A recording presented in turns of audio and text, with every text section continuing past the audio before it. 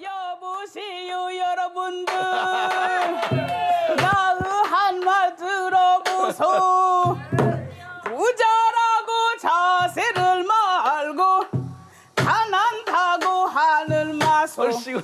엊그저께까지 박흥부가 문전 걸식을 일삼더니 오는 날 부자가 되었으니 이런 형사가 어디가 있느냐 얼씨구 절씨구 불쌍하고 가련한 사람들 박흥부를 찾아오소 나도 날부터 기민을 줄란다 얼씨구나 절씨구 얼씨구.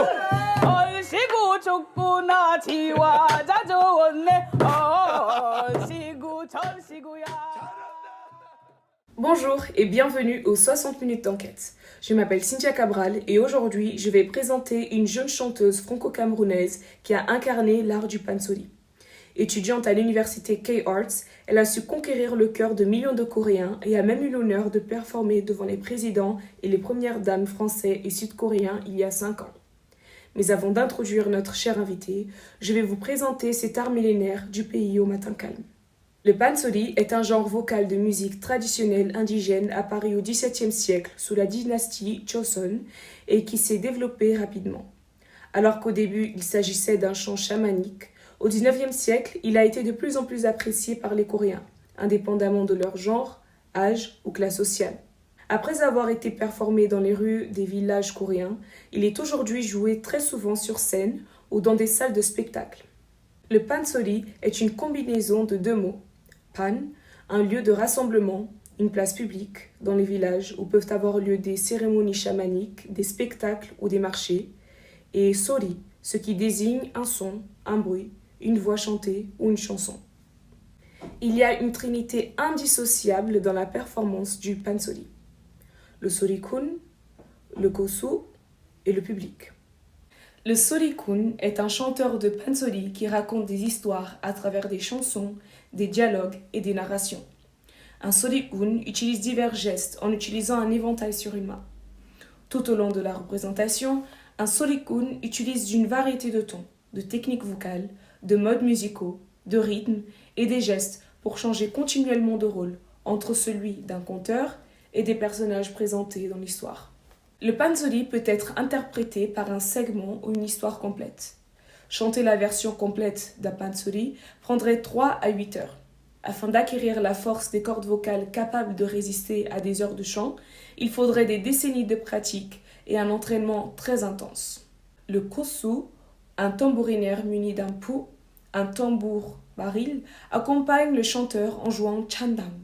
Chandan est un cycle rythmique qui est basé sur un ensemble de rythmes.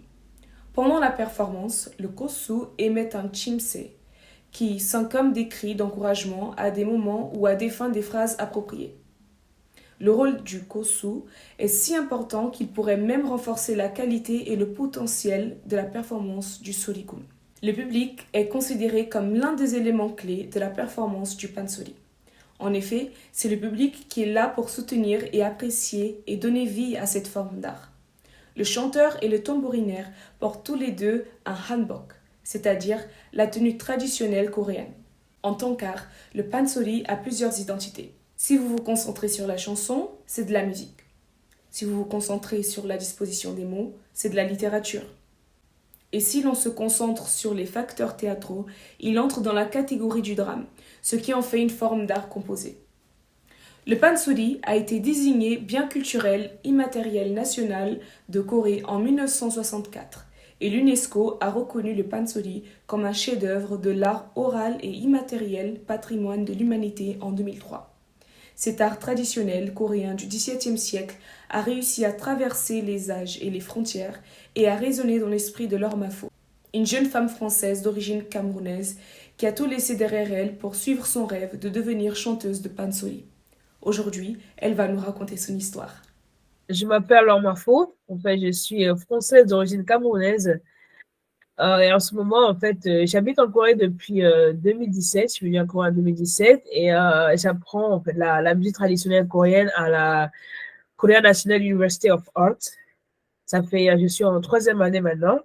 Et voilà, on va voir comment ça va continuer. Très bien. Et donc, vous êtes né au Cameroun et de ce Oui, que j'ai compris, vous avez déménagé en France à vos 10 ans. Et donc, oui. comment est-ce que était votre enfance au Cameroun et est-ce que vous avez déjà un rapport au chant, notamment au chant folklorique? Ma vie au Cameroun, franchement, c'était super.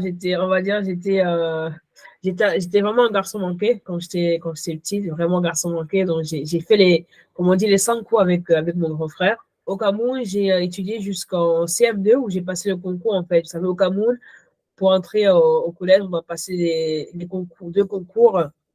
Moi, j'en ai passé un que j'ai réussi. Donc, après le concours, je suis partie en France. Mais mon enfance au Cameroun, voilà, c'était vraiment l'ambiance familiale et tout ça. Toutes les vacances, en fait, ma mère nous envoyait au village pour les récoltes, pour aider la grand-mère pour les récoltes. Donc, vraiment, toutes les vacances, genre le premier jour des vacances, on était au village. Donc, au village, moi, j'ai beaucoup appris les petits chants traditionnels, sur la route, sous la pluie, sous le soleil et tout ça. Donc, oui, j'avais déjà appris on va dire, quelques petits chants, en fait, quand j'allais au village. Donc, et maman, en fait, elle adore chanter. Depuis que je suis petite, j'ai toujours chanté avec elle à la maison, toujours chanté. Donc, franchement, aussi loin que je me souvienne, grâce à l'amour pour le chant de maman, moi, j'ai toujours chanté avec elle, en fait, toujours. Et après, bon, comme tout le monde, chanter sous la douche, voilà. Mais dire que je suis une chanteuse professionnelle, ça n'a pas été le cas, mais j'ai toujours aimé ça. Du coup, vous parlez de chant dans le village et tout lors des récoltes. C'est quoi votre ethnie en fait au Cameroun? Je suis Bamileke de Banjul, en fait. Ma mère, elle est de Banjul. Et je ne comprends que le dialecte de Banjul. Et du coup, en arrivant en France, quel parcours estudiantin et professionnel avez-vous emprunté?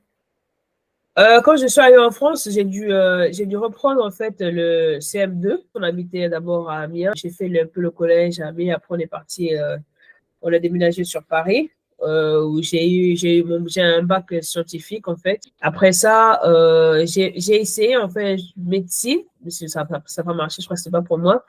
Après ça, j'ai repris vraiment en première année à Nanterre, où j'ai fait une licence en finance, économie comme générale. Et après, j'ai fait mon master 2 à l'IAE de Lille. J'ai fait un master en audit comptable et financier. J'étais diplômée en 2013. En 2012, en fait, mon cursus c'était un peu genre en alternance, je sais plus comment on appelle ça. J'ai la chance de travailler en même temps chez Samsung. Au départ, en fait, je recevais juste les appels des clients et puis je les transmettais aux gestionnaires de clients. Et après, j'ai évolué, j'ai été contrôleur de gestion en fait pour la Samsung Electronics France, vraiment l'entreprise en entier. Ensuite, je suis partie aux États-Unis pendant quelques mois pour apprendre l'anglais. Et quand je suis revenue, j'ai été recontactée par Samsung en fait pour travailler. Une fois que j'ai fini, j'ai fait plus de 3 ans en fait chez Samsung. Et après, je suis allée chez Coca-Cola. Chez Samsung, j'étais contrôleur de gestion commerciale. Chez Coca-Cola, en fait, je travaillais presque un an. J'étais contrôleuse de gestion industrielle. Mon parcours, voilà, c'est pas, on va dire, c'est pas spécial, mais Avec ce parcours, qu'est-ce qui vous a suscité de l'intérêt pour la Corée? avant la Corée, on va dire l'Asie, c'est toujours mon ami en fait qui m'avait d'abord fait découvrir, on va dire, les films Bollywood indiens. Que j'ai adoré, j'ai écouté, j'ai chanté. Et après, m'a fait découvrir les dramas coréens aussi. C'était vraiment super. Et à un moment donné, j'avais vu une émission sur la Corée et tout ça. Et je me suis dit, bon, les Coréens ont la réputation de travailler super dur, vraiment d'étudier super dur. S'ils continuent à travailler comme ça, d'ici 20 ans, ce sera un grand pays, aussi grand que les États-Unis. Donc voilà, si je pars en Corée et que je trouve du travail, genre pendant 3 4 ans, je travaille et puis je retourne en France et tout ça, bah, je pourrais trouver un meilleur boulot. Donc j'ai postulé et grâce à une amie et au hasard, en fait, j'ai pu rentrer chez Samsung. Et pendant cette mission chez Samsung, une amie coréenne, elle m'a présenté en fait le centre culturel coréen parce qu'elle allait chercher souvent des livres pour ses enfants là-bas. Elle m'a présenté tout ça où je peux apprendre le coréen. Et je me suis inscrite au centre culturel coréen en 2014. J'ai commencé en 2014 et en 2015, en fait, euh, tous les ans, mon professeur, elle faisait en fait, elle donnait un stage de chant au centre culturel coréen pendant 2 semaines. Et au hasard comme ça, je chantais déjà un peu les ballades coréennes et tout ça. Mon professeur de coréen m'a dit, ah, mais je vois que tu aimes bien la musique coréenne et tout. Est-ce que ça te dirait de participer au concours de chant pour amateurs qui avait concours de pansori pour amateurs qu'on organisait au Centre culturel coréen? Moi, je ne sais pas du tout ce que c'était le pansori, en fait. Vraiment pas du tout. C'est la première fois que j'entendais ce mot.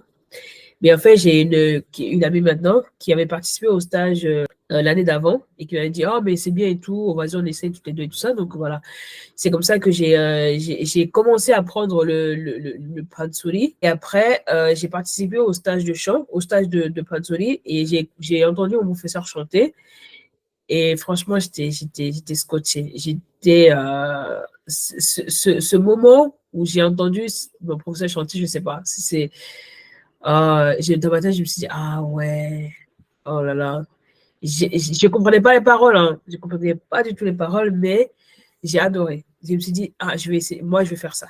Je vais au moins essayer. Et au moins essayer. Voilà, c'est comme ça. Et puis, j'ai demandé à mon professeur si je vais moi aussi chanter comme elle, comment je dois faire. Il m'a dit, bah, pour ça, il faut aller en Corée.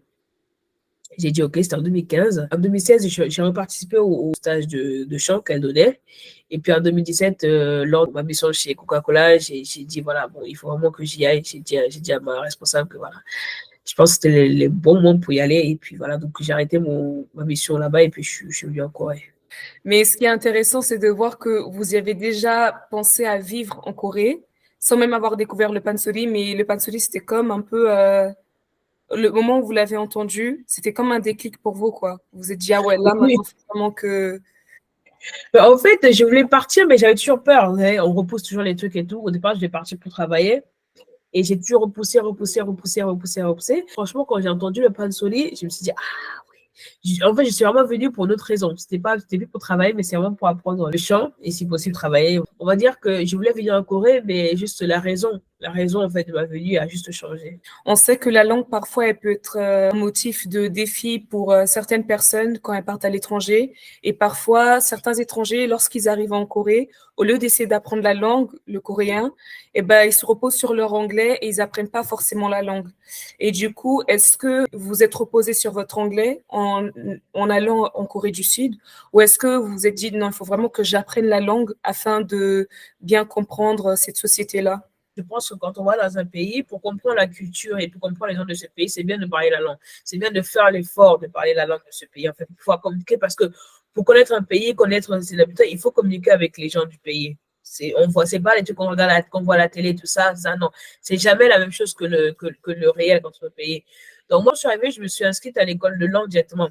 Déjà parce que, j'avais pas le choix, parce qu'en tant que Camerounaise à l'époque, en fait, j'avais besoin d'un visa pour entrer dans le territoire. Je peux pas entrer en touriste 3 mois comme français. Mon domaine est un peu différent des autres. Ceux qui travaillent en entreprise, c'est un peu différent parce qu'ils peuvent utiliser l'anglais.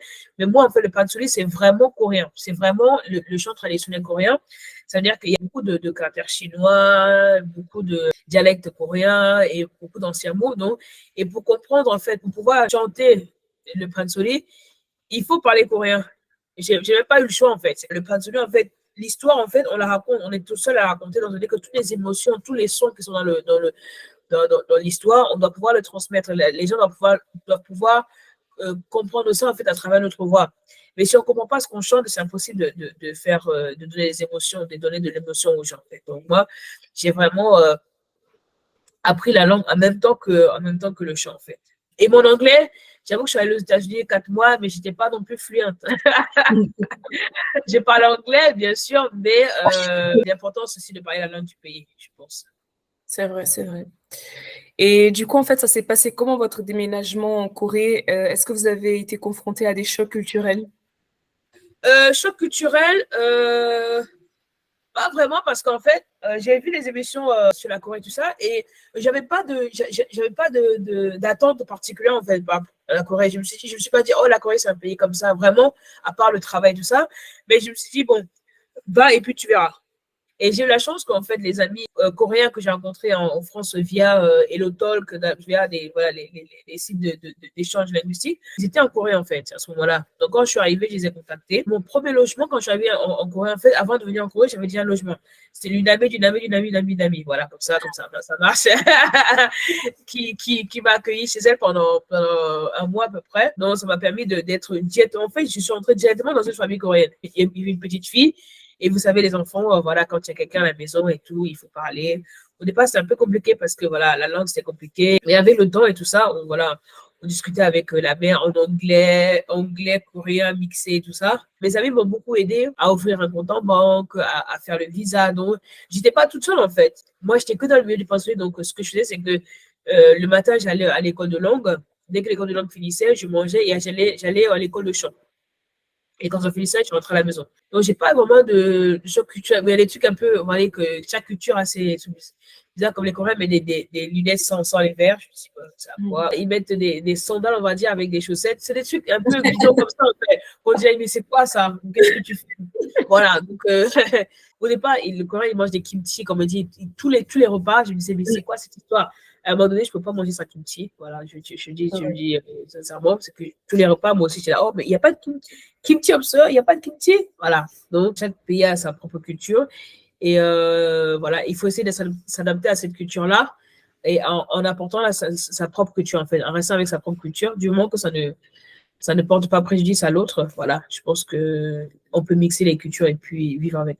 Ce rapport-là entre les professeurs ou avec les personnes les plus âgées, il n'y avait pas vraiment de différence parce que vous avez déjà vécu ça au Cameroun, en Afrique. Exactement. Et même, voilà, c'est ça en fait. C'est qu'il y a des similitudes entre la Corée en fait et l'Afrique. Déjà, ce rapport avec les aînés, ne pas tendre la main, serrer avec les deux mains et tout ça. Voilà. Des fois aussi, on va dire, en même temps, en respectant l'aîné, il y a des moments aussi, il faut s'affirmer. Vous voyez? C'est qu'au Cameroun, on dit, voilà, il faut respecter les aînés. Bien sûr, en France aussi, on le dit, il faut respecter les aînés, c'est normal. Mais il faut aussi affirmer, avoir ses idées. C'est qui est un peu... En Corée, c'est un peu différent parce que en Corée, affirmer ses idées, c'est pas trop leur truc, je crois. Je pense que culturellement, c'est pas vraiment comme ça. Ils ont une formulation de phrase, peut-être que. Je dis non, en fait. Je dis, qu'est-ce que tu veux manger? Oh, je mange peut-être que le poulet, ce serait peut-être bien. Je dis, mais qu'est-ce que tu veux manger? Moi, je dis, moi, je mange pas de poulet. Les gens ne sont jamais directs. C'est ça. Et voilà, moi, je suis directe. Hein, ça, c'est pas... Au départ, c'est pris comme, on va dire, c'est un peu brutal. Parce que moi, j'ai une façon de parler qui est perçue comme voilà, assez brutale. Mais une fois que les gens connaissent et tout, et voilà. Avec les professeurs, c'est beaucoup, beaucoup plus compliqué. Avec les professeurs, je me dis aussi, ouais, peut-être que, voilà. De temps en temps, je dis aussi peut-être que, mais de temps en temps, je dis, ah non, pas trop, en fait, voilà. Vous avez déménagé donc en 2017, c'est là où vous êtes allé en Corée du Sud. Et ensuite, 3 ans après, il y a eu la pandémie. Alors, comment est-ce que c'était pour vous en tant qu'artiste? Pourquoi c'était difficile à cette période-là, surtout que vous étiez loin de votre famille, loin de la France, votre patrie également? Comment est-ce que c'était pour vous? Ah, c'était une période très compliquée, vraiment très compliquée parce que les concerts, les émissions et tout ça, franchement, tout a été annulé en fait. Financièrement, c'est l'une des périodes vraiment qui était très très difficile pour moi. Là, en fait, à ce moment-là, j'habitais avec une nouvelle famille coréenne en fait, voilà, qui m'aidait, un couple en fait avec leur fille, et c'était très très compliqué. J'ai vraiment pas pu payer le loyer pendant la période du Covid, mais la chance que j'ai eue, c'est qu'en fait, la maman de la petite, elle m'a dit, oui, t'inquiète, je sais et tout, c'est compliqué, mais quand tu pourras et tout, tu paieras le loyer. Et j'ai vraiment eu beaucoup d'aide de la part de l'ambassade en fait de France ici en Corée, parce que l'ambassade de France a mis en place en fait une aide financière pour les gens, les Français en difficulté ici en Corée. Et cette aide ça m'a vraiment beaucoup aidé. À Paris, une fois que j'ai commencé à travailler, j'ai jamais vraiment eu besoin de demander de l'aide en fait, parce que financièrement, j'étais autonome. Du jour au lendemain, comme ça, redevoir, on va dire, tendre la main et tout, demander de l'aide aux gens, c'était psychologiquement compliqué.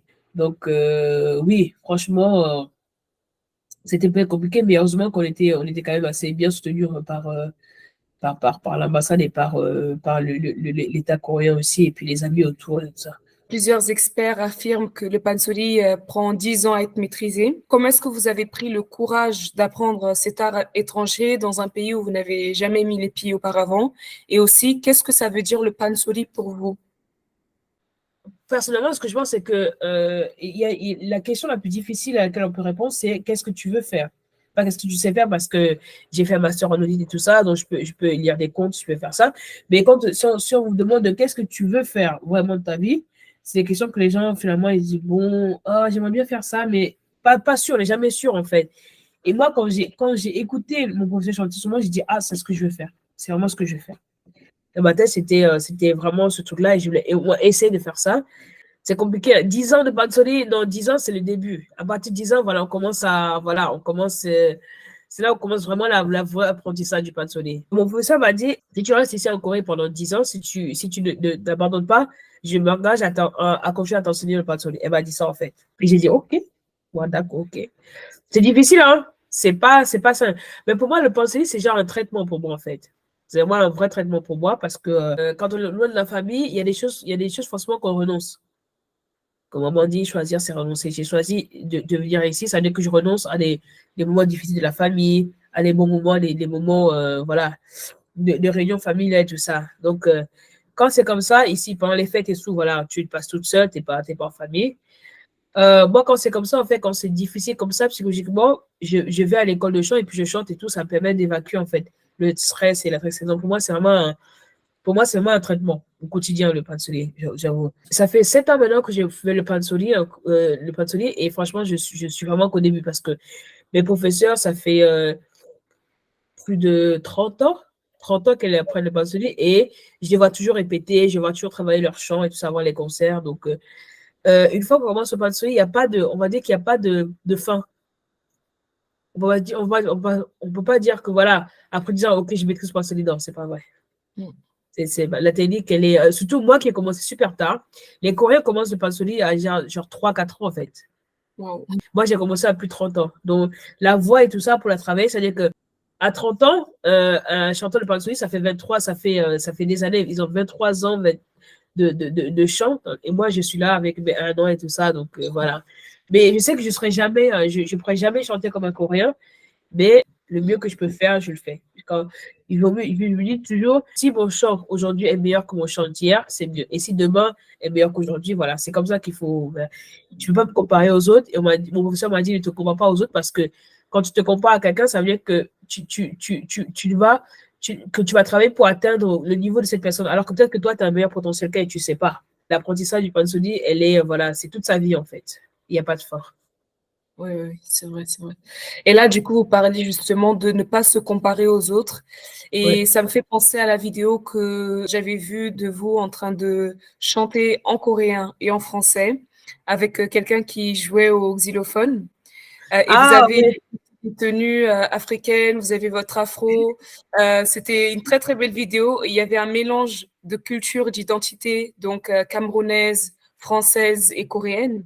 Cette vidéo-là, pour moi, elle montre vraiment la fusion entre ces trois cultures, que c'est vraiment possible. Et donc, est-ce que c'est vraiment important pour vous d'affirmer votre culture, votre identité? Oh, bien sûr, parce que mes 3 cultures font de moi ce que je suis, en fait. Je veux dire, c'est important de le dire, hein, parce qu'on n'est pas comme ça et tout, on arrive tac, il y a tout. Non, non, il y a toujours l'histoire derrière.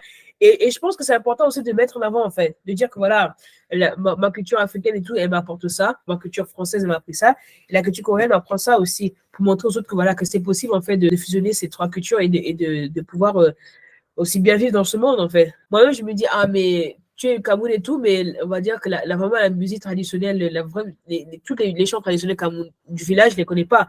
Pourquoi? Parce que j'ai grandi en ville, je connais quelques-uns, mais bon, je vais apprendre, je vais apprendre, j'apprendrai. Quand je vais au Cameroun et tout, je vais au village. La dernière fois, je suis allée au Cameroun avec mon professeur de coréen, justement, mon professeur de chant. On est parti au Cameroun. Elle est partie dans mon village. On était vraiment dans la maison de la grand-mère où elle a fait griller le maïs au feu comme on le fait, manger des arachides.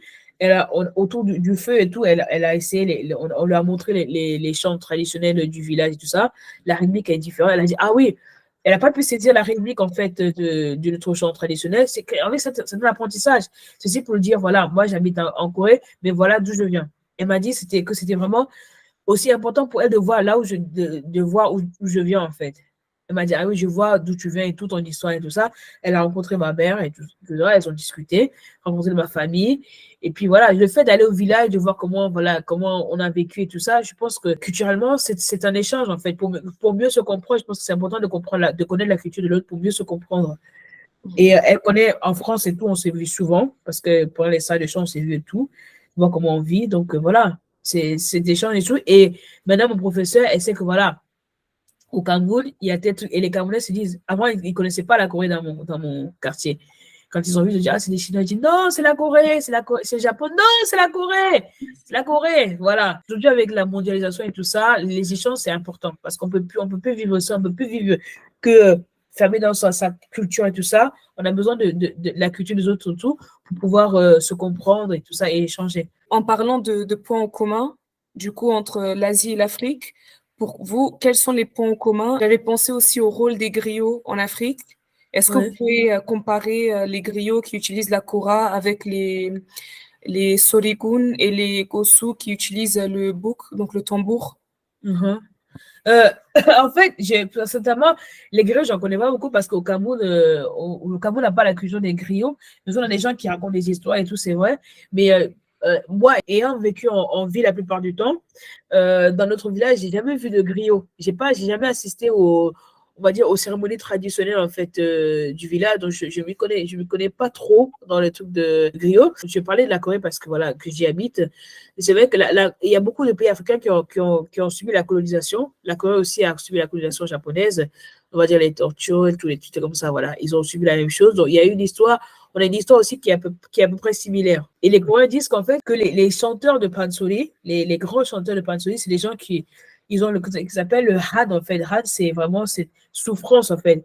Et le bien chanter le pansori, c'est parce que ils ont souffert derrière. C'est cette souffrance qui fait qu'ils puissent chanter. Ils me demandent à chaque fois, mais comment est-ce que vous pouvez comprendre ce truc-là? Est-ce que les Africains ont sur le had? Parce que nous, on a traversé les guerres et tout ça. C'est ça. Je dis oui, mais en fait, oui, un Africain peut comprendre ça parce que nous aussi, comme vous dites, la colonisation, ça, on a connu ça, cette souffrance-là, on l'a connue. Donc, c'est facile pour nous de le comprendre. Quand moi je chante, on me dit, ah oui, elle a le had, tu vois. On va dire même le rapport avec les aînés et tout ça. Et dans la culture coréenne, il y a beaucoup de choses qui sont venues aussi de la culture japonaise. Comme ici, en fait, ils appellent ça dopinma, ça veut dire que voilà, le fait le vouvoiement, il y a différents types de vouvoiement. C'est un truc qui n'était pas vraiment, qui était pas aussi fort avant, ici en Corée. La nourriture aussi, c'est à peu près pareil, en fait. C'est pas très, très différent. Comme en Afrique, en Afrique, on a les mêmes ingrédients, mais juste qu'on le cuisine différemment. Si ils ont un plat à base de poulet, tout ça, et de légumes et tout ça, au Cameroun, on a un plat qui s'appelle le DG à base de poulet, et on rajoute le plantain, mélange et tout ça. Et quand je fais les plats camerounais ici en Corée, ils disent, oh, ça ressemble à ça. Ça ressemble à notre plat comme ça met un peu différemment. Je dis, ah oui, d'accord. Ou quand je mange un plat, je dis, ah, nous à peu près la même chose au Cameroun, mais c'est cuisiné différemment. Je dis, oui, l'histoire est pareille, enfin, on a beaucoup de trucs en commun, même si on ne le dit pas ouvertement, mais si on regarde notre histoire et la culture et tout, plein de similitudes. Je serais curieuse, en fait, que quelqu'un fasse une comparaison comme ça. Et est-ce que vous avez déjà eu l'occasion de présenter votre chant, le pansori, au Cameroun? En 2019, j'ai eu l'occasion d'aller, en fait, inviter à l'ambassade de Corée au Cameroun. Je suis allée avec mon professeur de pansori ici, avec deux de ses élèves. Donc, on est parti à Yaoundé. J'ai chanté devant ma famille, mes amis, et puis des membres du gouvernement, des ambassadeurs étrangers au Cameroun. C'était le premier concert de pansori en fait au Cameroun. Les gens ont beaucoup apprécié parce que à un moment donné, j'ai chanté un pansori aussi en français qu'on a traduit en français, et le fait de comprendre l'histoire directement, le public a été vraiment très très bon. À un moment donné, devant, il y avait une grande ministre du Cameroun, elle fermait les yeux et tout, et je me suis dit, peut-être qu'elle s'ennuie, elle juste fermait les yeux pour écouter le chant et tout ça, et à la fin, elle a adoré. Vraiment, ils ont vraiment adoré. C'est dommage parce que c'était que à l'ambassade, mais bon, peut-être qu'un jour, j'aurai l'occasion de chanter hors de l'ambassade, vraiment dans un endroit où, voilà, les Camerounais et tout ça, il y a beaucoup de Coréens au Cameroun, les Camerounais, les Coréens, les étrangers, aussi pourront venir, voilà, voir ça. Mais oui, j'ai été avec mon professeur de pansori au Cameroun. C'était la première fois qu'elles allaient en Afrique. C'est la première fois, et ils ont adoré. Et même votre famille, elle a réagi comment, en fait, à vous? Au départ, on a commencé par un chant super lent. Et je me suis dit, Qu'est-ce qu'ils vont dire? Ils vont dire, mais qu'est-ce qu'elles font?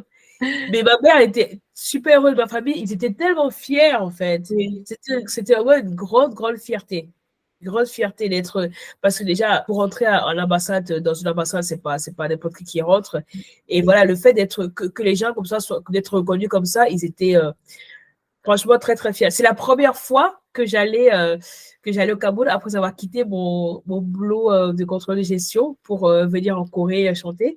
C'est la première fois que en famille me voyait chanter. Je me dis, mais et ils vont dire, mais comment est-ce qu'ils vont réagir et tout. J'étais beaucoup plus stressée que mon concert à l'Élysée. Franchement, mon concert au Cameroun, c'était beaucoup de stress parce que j'avais dit à maman que je venais en Corée juste pour 1 an. J'avais un peu menti, un peu beaucoup. Et là, ça faisait, et là, ça faisait 2 ans. Et elle me dit, mais qu'est-ce que ça faisait pas 1 an n'est pas passé. Je dis, maman, encore un tout petit peu. Et le fait de partir au Cameroun, et elle m'a vraiment donné on va dire l'autorisation de continuer à apprendre le chant. C'était officiel cette fois-ci. Ok, voilà, tu peux continuer à apprendre ce chant. Aujourd'hui, il y a de plus en plus de fusion entre la K-pop et le pansori. Est-ce que cela reflète l'intérêt grandissant de la jeunesse pour ces traditions?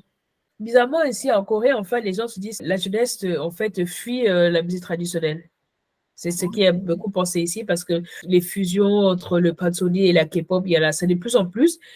Mais pour moi, je pense qu'en fait, ces gens qui font la fusion, ils contribuent à promouvoir en fait la musique traditionnelle. Pourquoi? Parce que pour pouvoir faire ce genre de fusion, il faut avoir la voix du chanteur traditionnel. C'est-à-dire que si un enfant voit et se dit, oh, je vais chanter, je vais faire comme lui, et s'il lui demande, oui, comment tu as fait, il va dire, bah, moi, j'ai commencé par la musique traditionnelle, en fait. La base de ce truc-là, c'est la musique traditionnelle. Et dans tout le pays, on va dire, c'est générationnel. On va dire, il y a le pansori. Après, il y a eu la trotte et tout ça. Ça, c'est, voilà. Je pense que c'est générationnel. Et le truc, c'est que le pansori restera toujours, parce que c'est un socle qui restera toujours là, en fait. Les fusions et tout ça vont passer, mais la musique traditionnelle, elle sera toujours là. Elle ne changera jamais. C'est compliqué. Alors, franchement, sincèrement, je veux dire, c'est compliqué pour les jeunes moments de vraiment s'intéresser à la musique traditionnelle. Pourquoi? Parce qu'ici en Corée, quand il y a un concert de musique traditionnelle coréenne, il n'y a pas de pub, en fait. Par exemple, s'il y a un concert de K-pop, il y a des publicités partout. À la télé, voilà, dehors, il y a des affiches partout. Mais en fait, quand il y a un chanteur de pansori, un grand maître de pansori qui chante, en fait, il y a juste une petite affiche comme ça collée quelque part. Une petite affiche comme ça collée quelque part. Je me dis, bon, à partir de là, si en fait, en Corée aussi, on ne met pas en avant au fil de la musique traditionnelle, tout ça, c'est compliqué pour les jeunes de s'intéresser. Moi, je me suis intéressée au pansori, comment? En écoutant un concert de pansori. Je veux dire, c'est comme pour tout, en fait. Pour pouvoir s'y intéresser, il faut d'abord rencontrer le truc. Et les jeunes n'ont pas vraiment l'occasion de rencontrer la musique traditionnelle ici en Corée. Si un jeune voit un concert de chant, tout de suite, ce sera sur les réseaux sociaux. Les gens vont dire, ah, mais ça, c'est quoi? Mais comme il n'y a pas ça, ils n'ont pas l'occasion de le voir, bah, c'est sûr que facilement, l'intérêt ne va pas. On ne peut pas avoir l'intérêt pour quelque chose qu'on ne connaît pas, en fait. C'est vrai. Et voilà, et grâce, on va dire, aux fusions et tout ça, petit à petit, les gens, peut-être qu'ils vont revenir vers ce truc traditionnel pour dire, ah oui, il y a ça aussi. Ah, j'aimerais chanter comme lui, mais pour ça, il faut que j'apprenne la musique traditionnelle. Voilà.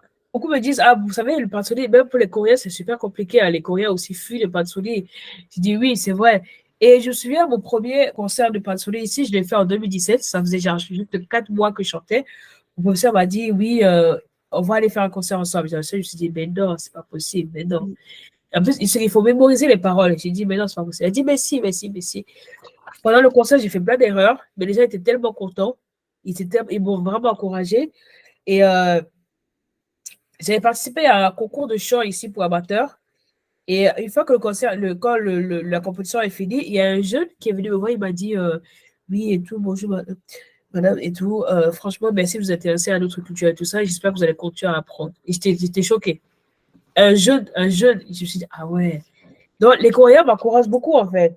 Comment est-ce qu'une étrangère d'Afrique, en plus, peut s'y intéresser? Et là, ils sont très, très, très contents. Ils disent merci de montrer la culture coréenne et tout au monde et tout ça. Voilà. J'ai beaucoup d'encouragement, vraiment beaucoup.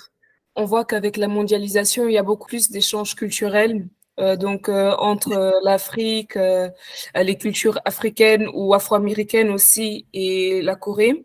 Donc, on voit beaucoup d'influences hip-hop, même dans la musique K-pop. Parfois, enfin, là, on voit beaucoup plus de gens qui se disent, ah ouais, mais ils sont en train de voler notre culture, on va dire africaine et tout.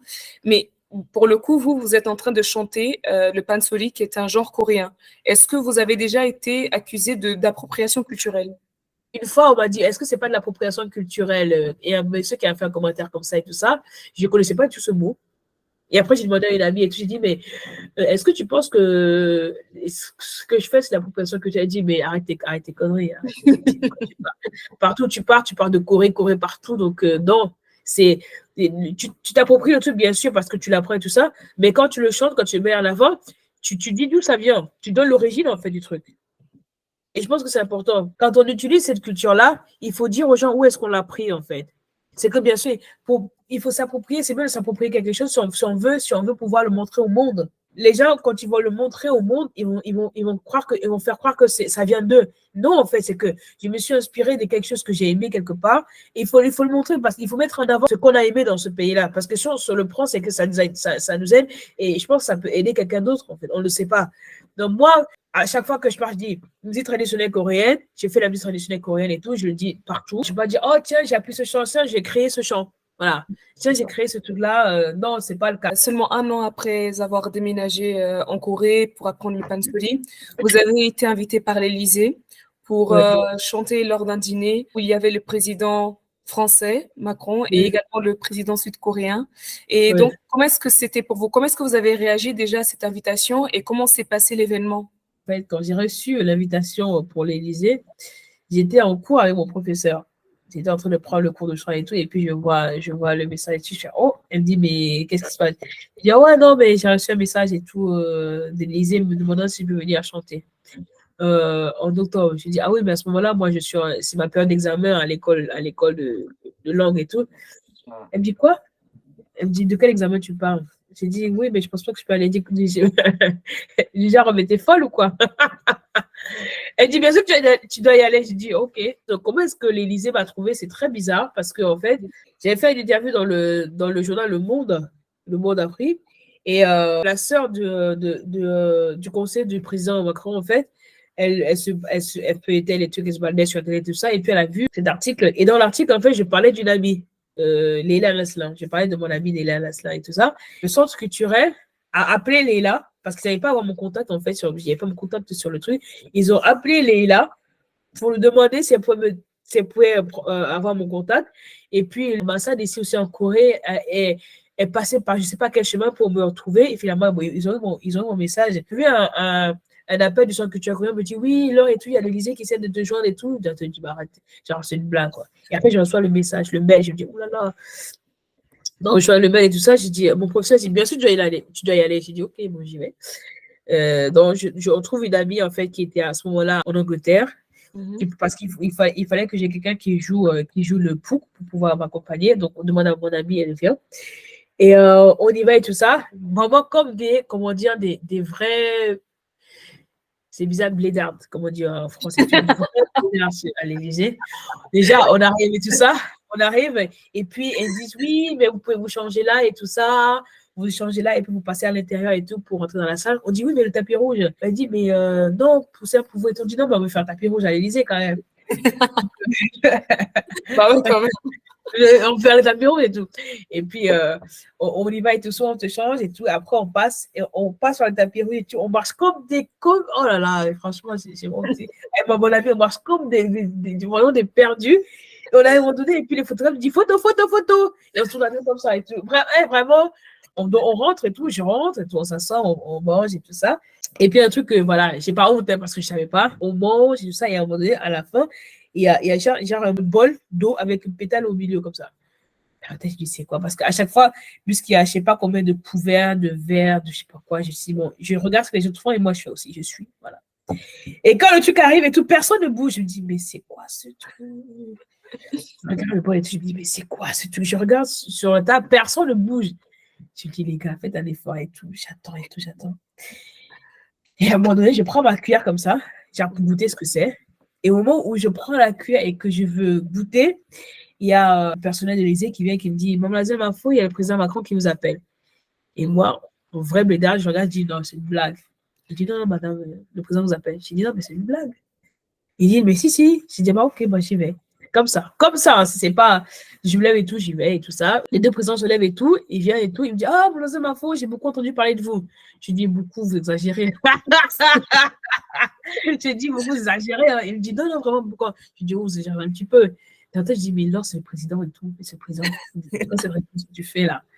Je dis, non, vous exagérez. Il me dit, mais si. Il dit, ah, ok, d'accord, merci. Oh là là, je me dis, mais qu'est-ce que tu fais? On discute avec les deux présidents et tout ça. Je chante mon truc et tout. Les gens étaient, franchement, les Coréens étaient stupéfaits parce qu'ils disaient, on se dit, mais c'est quoi cette blague? Déjà, quand j'arrive et tout, les gens, après, ils m'ont dit ça, les Coréens m'ont dit, mais on a vu cette Africaine arriver et tout. En Hambourg, on se dit, mais c'est qui cette fille et tout ça? Voilà, c'est qui cette fille, tout ça? Et puis après, vous avez chanté, on s'est dit, waouh, c'est quoi ce truc? Et elle m'a demandé, mais est-ce que vous allez encore chanter? J'ai dit, non, j'ai que ça. Elle dit, oh, mais c'est dommage et tout, vous êtes, voilà, c'est le meilleur moment de la soirée et tout ça. J'ai dit, ah, bah, désolé. On m'a dit un seul chant, donc j'ai fait un seul. Donc j'arrive, je vois les présidents et tout ça, ils me demandent, oui, comment est-ce que vous avez commencé le Pansori et tout ça. Bon, j'explique et tout ça. Ah, le président Moudjahid, il me pose des questions, comment, voilà, mon histoire et tout ça, j'explique et tout. Après, le président, il me dit, est-ce qu'on peut prendre une photo avec vous? Je lui dis, ouais, si vous voulez. Ouais. Je lui dis, si vous voulez. Il se dit, on se fait un selfie. Je lui dis, ok. Il me dit, avez-vous son téléphone? Je lui dis, d'accord. Donc, il prend mon téléphone et tout. Et puis, on se met comme ça. Et puis, il appelle sa femme. Brigitte, il veut une photo. Et le président Moudjahid, il appelle sa femme ici. Oui, il appelle photo. Et moi, j'ai mobilé comme ça et tout ça. Le monde sourit et tout le monde sourit derrière et tout ça, et tout content, tout le monde sourit, et tac, le président Macron prend la photo. Il prend le selfie. C'est pas moi qui l'ai pris le selfie. Wow. Il me donne mon téléphone, donc merci. Tout, voilà. Je dis, oh, merci, bonne continuation et tout ça. Je dis, ok, j'y vais et tout ça. Et quand je viens à ma place, le bol, il a disparu. Le bol de truc, il a disparu. Donc, tout à l'heure, vous étiez en train de penser au bol, quoi. Je dis, mais c'est quoi? Mais le bol et tout, il a disparu. Et puis, on finit tout manger. Donc, après, je demande à une amie, ouais, et tout, j'ai, à l'Élysée, il y a un bol et tout, avec une pétale qui est arrivée. C'est quoi ce truc et tout? Elle me dit, c'est un rince-doigt. J'ai commencé, elle me dit, c'est un rince-doigt. Elle me dit, pourquoi? Elle dit, non, juste par curiosité. Et ensuite, je dis, mais j'ai failli boire le truc, quoi. Heureusement que le président, il m'a évité la plus grosse humiliation de toute ma life. Parce que j'étais comme ça, hein. Il a dit, monsieur Macron vous appelle. Je dis, ok, j'y vais. C'était un rince-doigt. Mais qui fait un rince-doigt comme ça avec un bol. Voilà. J'ai pas honte hein, parce que je ne savais pas. Et en fait, je prends cette photo, le selfie qu'on a pris. Sur le coup, franchement, quand je suis allée à l'Élysée, j'étais en pilotage automatique. C'était plus moi, c'était voilà, j'y vais, voilà, j'étais zen. Je prends la photo et je mets sur mon Facebook, comme ça. Je mets sur mon Facebook le soir, étant en train de me coucher, C'est le matin que je réalise que j'étais à l'Élysée. Parce que mes amis regardent, ils voient le truc, ils disent, mais Laure, c'est quoi cette photo? C'est quoi ce truc, Laure? C'est quoi ce truc? J'ai dit, ah oui, je t'ai pas dit que j'étais à l'Élysée. Mais franchement, c'était vraiment un gros honneur pour moi parce que j'étais encore, c'était ma première année en fait de chant. J'étais vraiment un novice et tout ça. Et d'avoir cet appel, franchement, personne ne peut l'imaginer en fait. Personne ne peut imaginer ce truc-là. Et j'étais très, très, très contente d'y aller, de montrer ce que j'aime et tout ça. Et en fait, c'est passé la télé coréenne ici, je ne savais pas, moi. Moi, je suis arrivée en Corée comme, voilà, ouais, et tout. J'ai dit, oh, mais on t'a vu et tout. Je dis, comment ça? Ouais, vous étiez une star, là, déjà, c'est bon. Ouais, je suis passée à la télé, je dis, ah bon? Et je pense aussi que le fait de ne pas être trop stressé a fait que la rencontre soit bien passée. Et le fait sur ce selfie-là où vraiment tout le monde sourit, ça fait qu'en fait, je pense que c'était une bonne soirée pour tout le monde et tout ça. On a bien discuté, on a rigolé, tout ça. Et ce selfie, voilà, je pense que c'est de voir les deux présidents et leurs femmes sourire comme ça et tout sur une photo, je pense que ça se voit pas beaucoup. Les gens ont beaucoup aimé. Moi, j'ai beaucoup aimé. C'était un honneur pour moi. Et franchement, c'est à refaire. Voilà, je ferai en étant moi-même, on va dire, quoi. Oui. En disant, oui, monsieur le président, oui, bien sûr, monsieur le président. Oui, bien sûr. Non, je ne peux pas faire ça. Je n'avais pas l'impression d'être voilà, extraordinaire. Je n'ai pas l'impression d'être extraordinaire. C'est juste, voilà, j'ai fait un choix, je fais juste ce que j'aime. Et si les gens aiment ça, je veux dire, c'est que du bonheur pour moi, en fait. Et d'avoir cette reconnaissance-là aussi par l'État. par les 2 États, franchement, voilà, ça m'encourage à continuer, en fait, m'encourage à continuer à faire ce que j'aime, c'est tout. Bah, c'est une très belle histoire. Très belle histoire. Et en fait, je sais qu'après, vous avez été nommée citoyenne d'honneur de la ville de Séoul Ouais. et également ambassadrice honoraire de la Fondation Corée-Afrique. Comment vous sentez-vous après avoir reçu ces titres-là? C'est l'ambassade en fait de France qui a fait mon dossier pour ça. Ils m'ont contacté et dit oui, on aimerait bien soumettre votre dossier pour ce tout-là. Sincèrement, j'ai pas l'impression de faire quelque chose d'extraordinaire. J'ai dit sincèrement parce que je me dis voilà, j'ai aimé ce chant et tout et j'ai envie d'essayer. Ça aurait pu être quelqu'un d'autre. Et à chaque fois en fait que j'ai ces dominations, ça m'encourage en fait à continuer à faire ce que j'aime vraiment. Tout dans la ville de Séoul, il y a de grandes personnalités qui ont eu cette domination, vraiment. Et de faire partie en fait des gens, des gens qui ont ce truc-là, ça m'encourage toujours en fait à continuer ce que je fais, à ne pas laisser tomber en fait ce rêve que j'ai, qui est en moi. Et voilà, à dire aussi aux gens, voilà, tout est possible en fait. C'est possible. Vous ne savez, on ne sait jamais. C'est possible. Et la Rana Africa Foundation, en fait, bon, c'était un honneur de pouvoir représenter l'Afrique, on va dire, d'être ce pont en fait d'échange entre la Corée et l'Afrique, les pays africains en général. C'est ça que quand moi je fais un concert de Panzoli, j'essaie toujours d'avoir la jupe en fait coréenne et le haut en tissu africain. Et comme ça, je me dis, quand je fais un concert ou quand j'ai une émission et tout, quelqu'un, je sais pas, Ouganda ou n'importe où, ils voient à la télé, ils disent, oh, mais ça, c'est le tissu de chez moi. C'est en Corée, tiens. Comment ça se fait-il? Voilà. Je dis, on est fiers de voir ces couleurs partout. La Corée Africa Foundation contribue vraiment à casser ces barrières, en fait, entre la Corée et les pays africains. En Afrique, les gens pensent qu'il y a manque d'eau, manque de je sais pas quoi, mais il y a plein de trucs à faire en Afrique. Il y a des pays super développés, il y a des endroits super développés qu'on ne montre pas.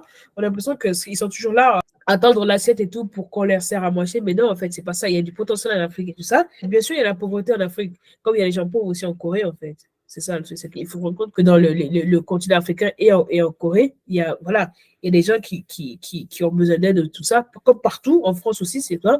Ne pas montrer que la partie difficile de chaque, des pays, des pays d'Afrique, du continent, mais montrer aussi, voilà, le potentiel qu'il y a dans les pays africains, parce qu'il y en a beaucoup, en fait. En tant qu'Africaine aussi, de faire quelque chose de bien, les gens vont dire, voilà, on voit une autre image, en fait, du doigt, tu vois, de l'Africain. Ça permet aussi aux gens d'avoir une bonne image des deux côtés. Est-ce que vous avez un message pour les jeunes francophones qui aimeraient avoir le même courage que vous, de faire le pas, de mettre la peur de côté pour suivre leurs rêves? Maman, elle m'a toujours dit, le regret, c'est la carie des os. Ça, c'est une phrase qu'elle m'a toujours dit. C'est vrai que moi, j'ai fait un choix drastique. C'est difficile hein, de sauter le pas. Mais une fois qu'on a trouvé ce qu'on veut faire, qu'on a vraiment trouvé, qu'au fond de soi, on se dit, voilà, c'est ça que je veux faire, c'est important d'essayer. Je ne dis pas qu'on réussira toujours, hein, je ne dis pas ça, mais il faut mieux avoir peur du regret que de l'échec. Le regret est pire que l'échec, en fait. Parce qu'il n'y a pas de... pour moi, le regret, c'est incurable, c'est une maladie incurable pour moi. Parce que il n'y aura jamais de réponse à ça. Quand on essaie quelque chose et quand on échoue, sur le chemin, en fait, sur ce chemin-là, on peut rencontrer d'autres gens, on apprend toujours quelque chose. Donc, si vous avez un rêve, si vous avez quelque chose que vous voulez faire, moi, je vous encouragerais toujours à essayer. On a peur, hein. Moi aussi, tous les jours, je me pose la question, je me dis, mais est-ce que c'est vraiment ça? Est-ce que je suis vraiment sur la bonne voie? J'ai choisi le chant, et j'ai renoncé on va dire, à la sécurité financière et tout ça, voilà, parce que c'est super compliqué financièrement, c'est compliqué, même maintenant, c'est compliqué financièrement. Mais on va dire que psychologiquement, je suis bien, en fait. Avant, j'avais de l'argent, mais psychologiquement, j'étais au fond du trou, en fait. J'étais vraiment au fond du trou. Mais maintenant, même si j'ai pas l'argent, psychologiquement, je suis bien, donc je peux surmonter les difficultés que je ne pouvais pas surmonter avant. Pourquoi? Parce que j'ai fait un choix et que j'essaie de faire ce que je veux. Donc, franchement, si vous trouvez, si vous avez un rêve, si vous avez un but, essayez-le. Les gens autour vous diront, mais t'es sûr et tout, c'est normal. Parce que les gens ont toujours peur. Ils ont peur. Et c'est le sentiment qui est tout à fait normal. Ils ont peur pour vous. Ils sont inquiets pour vous. C'est tout à fait normal. Il ne faut pas leur en vouloir. Et il y aura des jaloux aussi dedans, bien sûr, mais c'est la famille et tout, c'est parce qu'elle est inquiète pour vous. C'est un sentiment normal. Mais à vous de prouver que voilà, non, je vais essayer. Moi, aujourd'hui, même sur mon lit, j'ai un truc qui me dit, je me dis, tous les matins, on a deux choix. soit tu te recouches pour continuer à dormir, soit tu te lèves et tu réalises tes rêves. Donc, c'est un choix qu'on a. C'est un choix qu'on a. Donc, moi, je me dis, allez, debout, lève-toi et essaye. Si j'échoue, je dis, demain, je peux échouer, hein, demain, tout peut s'arrêter et tout, mais j'aurais essayé, je me serais dit, j'ai essayé, c'était pas pour moi. On n'a rien à prouver, on n'a qu'une vie, on n'a rien à prouver à personne. Enfin, on n'a rien à prouver à personne. Si à un moment donné, vous rencontrez, c'est difficile, vous vous rendez compte que non, franchement, je ne peux plus, voilà, on arrête et on va trouver autre chose et on aura toujours appris. C'est là, l'échec, on aura toujours appris quelque chose. Quand vous allez dans un pays, en fait, n'ayez pas de préjugés, sincèrement. N'ayez pas de préjugés de ce pays-là, ne vous attendez pas à grand-chose. N'ayez pas de préjugés, allez et découvrez par vous-même. Et n'écoutez pas, et bien sûr, il y a des conseils, on va dire, il faut faire attention à ça, ça, ça, ça, mais vraiment la culture et les trucs du pays, allez et voyez par vous-même. Il faut expérimenter par soi-même. C'est vraiment la meilleure chose que je peux vous dire. Pas de préjugés, allez sur place et apprenez par vous-même. Et faites vos propres expériences, vos propres découvertes. Voilà. Merci beaucoup, Laure. Merci beaucoup pour cette interview. Voilà, moi, je crois réellement que vous êtes comme un pont entre différentes générations, différentes cultures, parce que vous avez les trois cultures en vous, en fait. Vous portez en vous l'identité camerounaise, française et coréenne. Et vous êtes aussi un pont entre les générations, parce que à travers votre voix, bah, les gens, ils sont inspirés, ils ressentent de la joie. Et je crois réellement qu'il y a beaucoup de personnes qui voudront suivre leurs rêves grâce à vos paroles dans cette interview et aussi grâce à votre chant. Donc, merci beaucoup d'être une ambassadrice de la paix, quoi. Merci beaucoup. Ouais. Merci beaucoup. Et franchement, j'espère que on se verra dans d'autres occasions, qu'un jour, j'aurai l'occasion d'être interviewée par la journaliste, la grande journaliste Cynthia. J'espère que voilà, qu'un jour je serai. Je la connais! Je la connais, cette journaliste, mais je la connais! Voilà. Ah, merci beaucoup, merci, c'est très gentil. Prenez soin de vous. Merci beaucoup. Au revoir. Au revoir. Au revoir.